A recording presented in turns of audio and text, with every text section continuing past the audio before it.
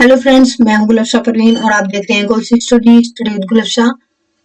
आज हम आपके लिए लेकर आए हैं एक न्यू टॉपिक जीके का, उत्तर प्रदेश का इतिहास, ऑल अबाउट यूपी, जिसमें कि हम बात करेंगे प्रागैतिहासिक एवं पूर्व वैदिक काल, बौद्ध काल, मुस्लिम काल, ब्रिटिश काल, स्वतंत्रता के पश्चात का काल और राज्य का विभाजन। सारी चीजों के बारे में बताएंगे। उत्तर प्रदेश में कब क्या कैसे कैसे हुआ। तो आप चैनल को सब्सक्राइब कर लीजिए, नोटिफिकेशन बेल को ऑन कर लीजिए ताकि हमारी वीडियो का हर एक नोटिफिकेशन आपको मिलता रहे और टाइम पर सारे वीडियोस आप तक पहुंचते रहे।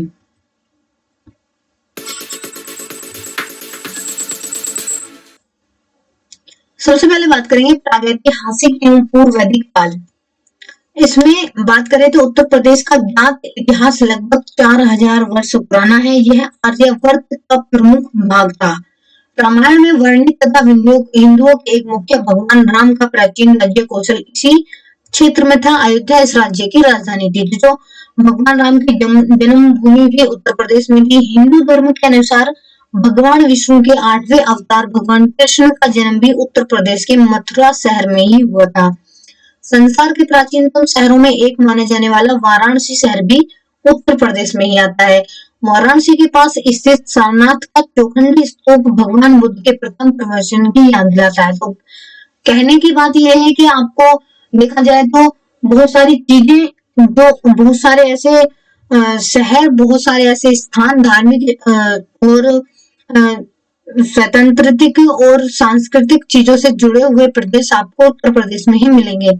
उसके बाद बात करें तो बौद्ध काल की। बौद्ध काल में बुद्ध ने अपना पहला उपदेश वाराणसी बनारस के निकट सारनाथ में दिया और एक ऐसे धर्म की नींव रखी जो न केवल भारत में बल्कि चीन व जापान जैसे सुदूर देशों तक भी फैल गया। कहा जाता है कि बुद्ध को कुशीनगर में परिनिर्वाण शरीर से मुक्त होने पर आत्मा की मुक्ति प्राप्त हुआ था, जो पूर्वी जिले देवरिया में स्थित है। इस काल के दौरान बौद्ध संस्कृति का उत्कर्ष हुआ। अशोक के शासन काल के दौरान बौद्ध कला के स्थापत्य व वास्तुशिल्प प्रतीक अपने चरम पर पहुंचे। गुप्त काल लगभग 320 से 550 के दौरान हिंदू कला का भी अधिकतम विकास यहाँ पर हुआ। उसके बाद आता है मुस्लिम काल। मुस्लिम काल में लगभग 600 वर्षों तक अधिकांश भारत की तरह उत्तर प्रदेश पर भी किसी न किसी मुस्लिम वंश का शासन रहा, जिसका केंद्र दिल्ली या उसके आसपास ही था। 1526 ईस्वी में बाबर ने दिल्ली के सुल्तान इब्राहिम लोदी को हराया और सर्वाधिक सफल मुस्लिम वंश मुगल वंश की नींव रखी। इस साम्राज्य ने 200 वर्षों से भी अधिक समय तक उपमहाद्वीप पर शासन किया। इस साम्राज्य का महानतम काल अकबर शासनकाल 1556 से 1605 ईस्वी तक था, जिन्होंने आगरा के पास नई शाही राजधानी फतेहपुर सीकरी का निर्माण भी किया।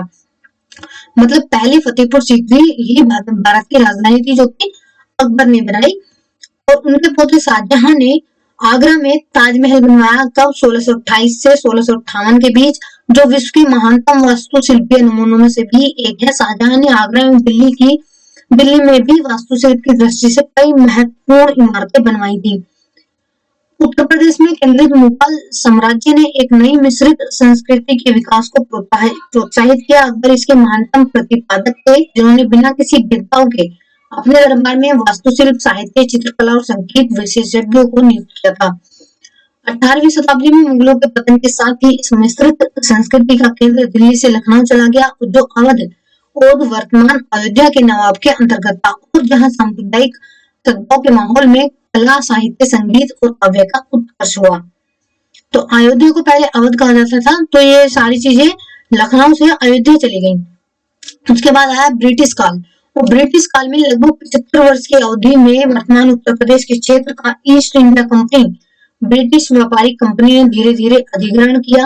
विभिन्न उत्तर भारतीय वंशों 1775, 1798 और 1801 में नवाबों, 1803 में सिंधिया और 1816 में गोरखों से छीने गए प्रदेशों को पहले बंगाल प्रेसिडेंसी के अंतर्गत रखा गया, लेकिन 1833 में इन्हें अलग करके पश्चिमोत्तर प्रांत, आरंभ में आगरा प्रेसिडेंसी जो कहलाता था, उसके साथ गठित किया गया। 1856 में कंपनी ने अवध पर अधिकार कर लिया और आगरा एवं अवध संयुक्त प्रांत वर्तमान उत्तर प्रदेश की सीमा के स्वरूप के नाम से इसे 1870 ईस्वी में पश्चिमोत्तर प्रांत में मिला लिया गया। 1902 ईस्वी में इसका नाम बदलकर संयुक्त प्रांत कर दिया गया था।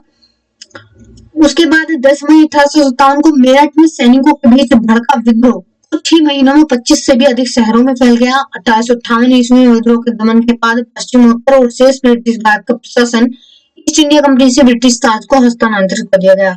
तो जो क्रांति थी वो भी मेरठ से उत्तर प्रदेश से ही शुरू हुई थी 1857 की, और 1880 में उत्तरार्ध में भारतीय राष्ट्रवाद के उदय के साथ संयुक्त प्रांत स्वतंत्रता आंदोलन में अग्रणी रहा। तो उत्तर प्रदेश को पहले संयुक्त प्रांत के नाम से जाना जाता था, जो कि इसे ब्रिटिशर्स ने नाम दिया था।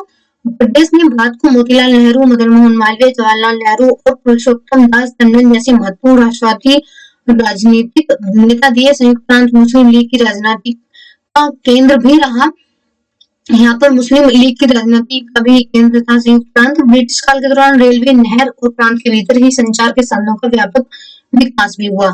स्वतंत्रता के पश्चात का काल, स्वतंत्रता मिलने के बाद क्या हुआ उत्तर प्रदेश में? 1947 में संयुक्त प्रांत नव स्वतंत्र भारतीय गणराज्य की प्रशासनिक इकाई बना। संयुक्त प्रांत सबसे अलग गणराज्य की प्रशासनिक इकाई बना और गवाही देने वाला बना। 2 साल बाद इसकी सीमा के अंतर्गत स्थित टिहरी, गढ़वाल और रामपुर के स्वायत्त राज्यों को संयुक्त प्रांत में शामिल कर लिया गया और एक बहुत बड़ा राज्य बन गया। 1950 में नए संविधान के लागू होने के साथ ही 12 जनवरी सन 1950 को इस संयुक्त प्रांत का नाम बदलकर उत्तर प्रदेश रखा गया और यह भारतीय संघ का राज्य बना, जो कि भारत का सबसे बड़ा राज्य था। इसने देश को जवाहरलाल नेहरू, उनकी पुत्री इंदिरा गांधी सहित कई प्रधानमंत्री, भारतीय जनता पार्टी और प्रधानमंत्री अटल बिहारी वाजपेयी जैसे नेता दिए हैं, जो कि उत्तर प्रदेश से ही बिलोंग करते थे। गोविंद वल्लभ पंत इस प्रदेश के प्रथम मुख्यमंत्री बने। अक्टूबर 1963 में सुचेता कृपलानी उत्तर प्रदेश एवं भारत की पहली महिला मुख्यमंत्री भी बनी। राज्य का विभाजन हुआ जब उत्तर प्रदेश के गठन के तुरंत बाद उत्तराखंड क्षेत्र में समस्याएं उठ खड़ी हुई, क्योंकि पहले उत्तर प्रदेश के भीतर ही था।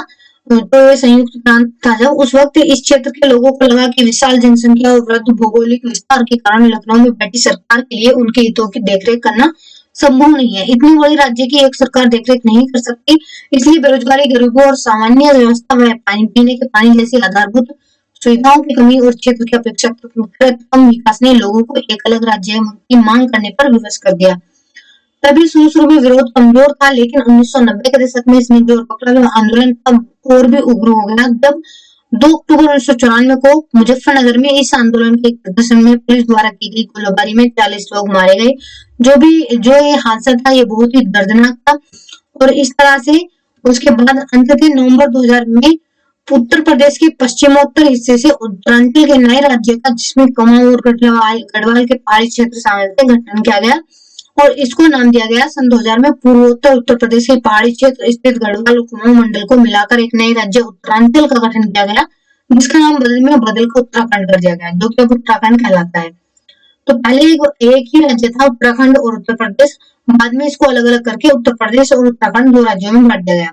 मराठी पहली दलित महिला है जो भारत के किसी राज्य की पहली मुख्यमंत्री बनी है। उत्तर प्रदेश के इलाहाबाद जिले का नाम बदलकर अब प्रयागराज कर दिया गया है और अब इसके मुख्यमंत्री योगी आदित्यनाथ जी हैं। और इसी तरह की वीडियोस के लिए आप हमारे चैनल को सब्सक्राइब कर लीजिए, नोटिफिकेशन बेल को ऑन कर लीजिए और यूपी के बारे में और सारी बातें, इसके state flower, state tree, state animal और बहुत सारी बातें इसके बारे में आपको नेक्स्ट वीडियो में बताएंगे।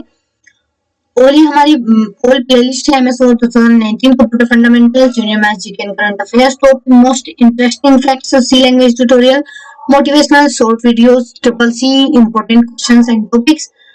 इसी तरह की वीडियोस के लिए चैनल को सब्सक्राइब कर लीजिए, लाइक और शेयर कर दीजिए। अगर आपको लगता है इस तरह की वीडियोस किसी को बेनिफिशियल हो सकती है, उनके साथ शेयर कर दीजिएगा। Thanks for watching this video.